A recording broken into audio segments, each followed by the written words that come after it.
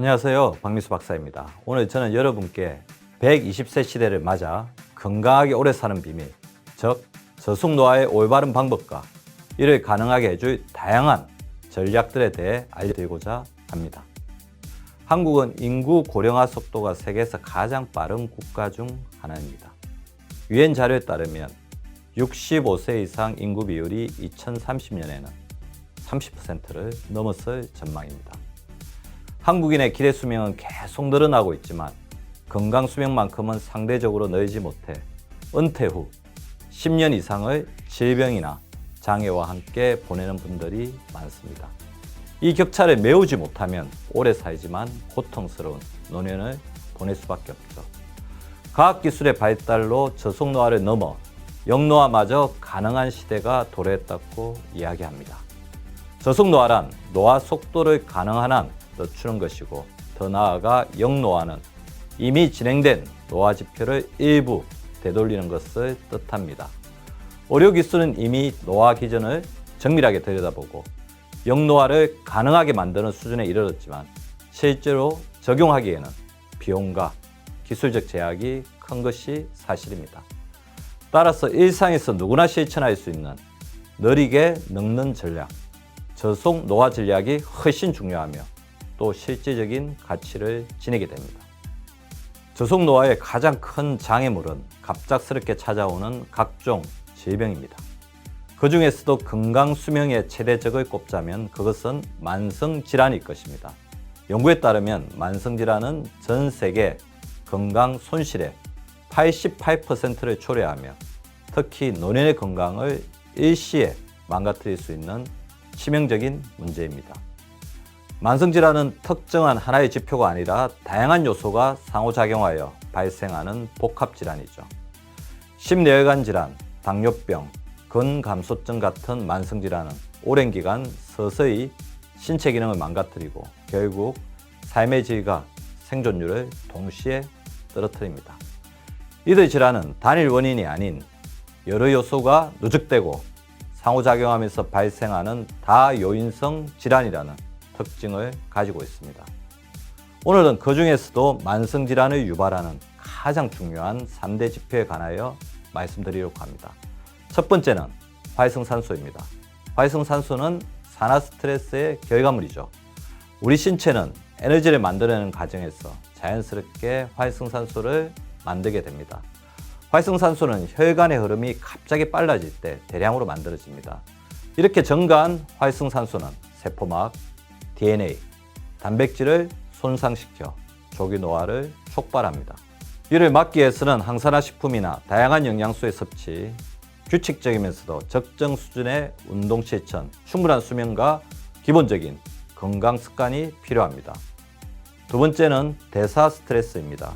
대사 스트레스는 조화롭고 균형 잡힌 생활 리듬을 깨뜨릴 때 발생하게 됩니다. 과거에 비해 잘 먹게 되면서 우리 몸에는 늘 많은 에너지가 쌓이고 있습니다.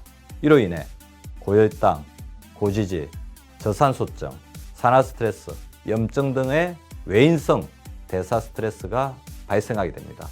외인성 대사 스트레스는 세포 내 신호 전달계, 세포 소기관의 기능에 문제를 일으키는 내인성 대사 스트레스로 이어지고 이것이 당뇨병이나 암의 원인이 됩니다. 비만 정도, 내장 지방 축적 상태, 인슐린 저항성 수준 등이 이를 예측하는 대표적 지표이며 당지수가 낮은 식단과 간헐적 단식 등과 같은 식습관 개선이 대사 스트레스를 막을 수 있는 최선의 방법입니다.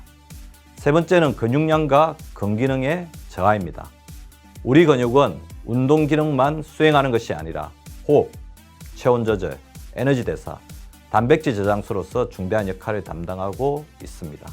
같은 연령이라도 근육량이 많고 근기능이 높은 사람은 노화 속도가 현저히 느립니다.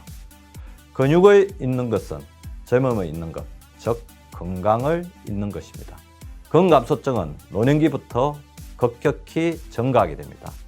60대 이상에서 근감소증 발병률이 10에서 28%, 80대 이후는 여성 40%, 남성은 50%까지 증가하게 됩니다. 이런 근육의 감소나 근감소증을 예방하기 위해서는 무엇보다도 꾸준한 근력운동, 특히 하체 근육 단련에 신경을 써야 합니다. 우리 몸에서 근육의 70%가 하체에 집중되어 있기 때문입니다. 나이가 들었다고 똑같은 비율로 똑같은 속도로 노화를 겪는 것은 아니죠. 같은 나이에 두 사람의 건강 차이를 쉽게 판별하는 방법은 성장 호르몬 수치를 비교하는 것입니다. 체계적인 건강 관리의 결과가 성장 호르몬 수치로 나타나기 때문입니다. 성장 호르몬 수치가 낮은 분을 문진해 보면 운동, 수면, 식습관, 스트레스 관리 등 여러 면에서 좋지 못한 습관들을 쉽게 확인할 수 있습니다.